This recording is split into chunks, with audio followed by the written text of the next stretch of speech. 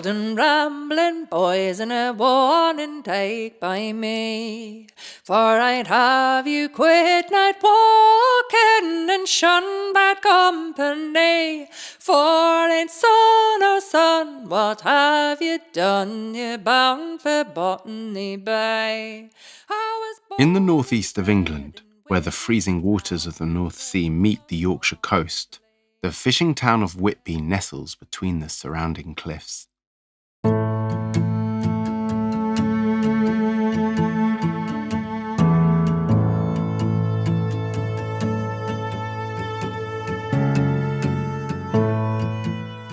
Whitby emerged as a fishing port in the Middle Ages, while the sparkling black jet embedded in the rock here was mined by both the Romans and the Victorians. Above the picturesque roofs of the town, on top of the east cliff, a soaring Gothic ruin is silhouetted against the skyline, Whitby Abbey.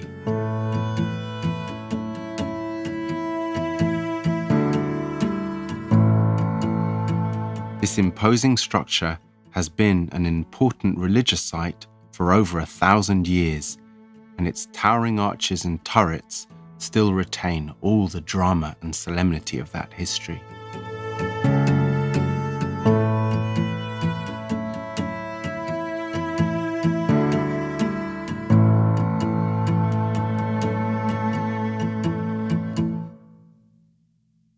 Whitby Abbey dominates a rocky headland here in this part of the Yorkshire coast.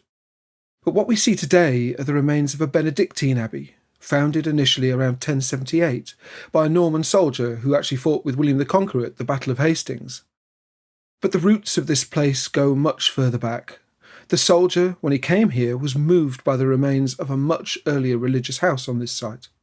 And this is one that had been founded by the formidable Northumbrian abbess Hield in 657. And unfortunately, nothing is now visible of this much earlier minster. Whitby came to prominence shortly after in 664 when a great meeting, a Synod, was held here to decide upon the method for calculating Easter.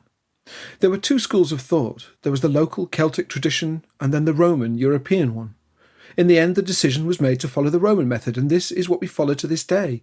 And personally, I love the fact that our year is still very much shaped by the decisions that were taken here more than 1,300 years ago.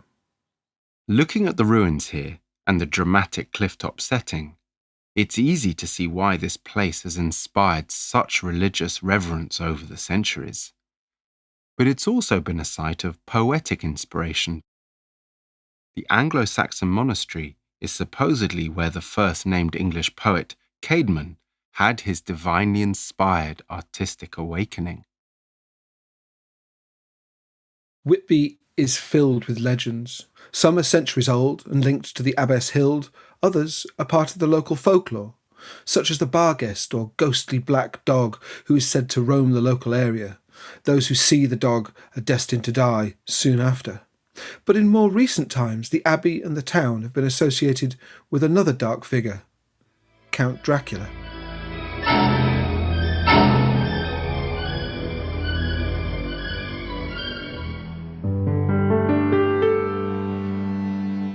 In Bram Stoker's novel, Dracula arrives in Britain on a ship that runs aground off Whitby.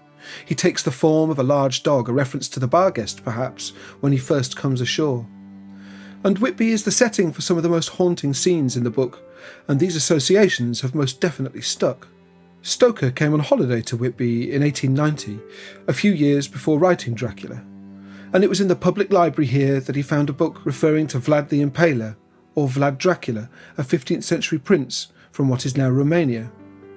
Whitby's role, both in terms of the setting and the inspiration of Dracula, really cannot be underplayed. For centuries the abbey itself was used as a sea mark, a navigational aid for seafarers.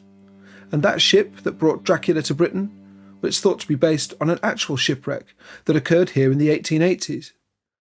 This has always been a dangerous coast.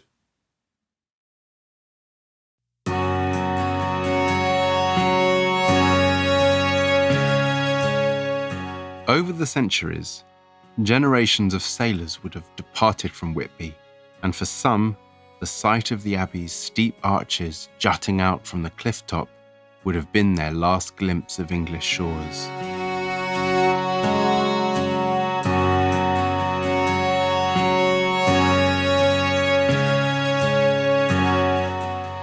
The Whitby Lad, immortalised in this local traditional song, sung for us by Fay Hield, would certainly have known what it felt like to bid farewell to England in this manner. The song tells the tale of a boy born on the wrong side of the tracks, who is sentenced to transportation to an English penal colony in Australia. His journey to Botany Bay began here in Whitby, and we can imagine him peering back over the side of the boat as the silhouette of the abbey gradually fades into the horizon.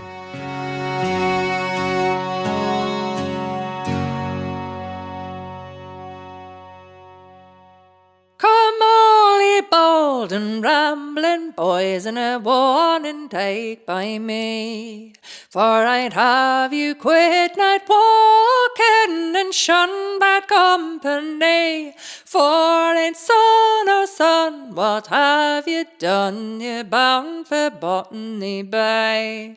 I was born and bred in Whitby town and raised most honestly, till I became a roving blade which proved me destiny. For it's son, oh son, what have you done? You're bound for Botany Bay.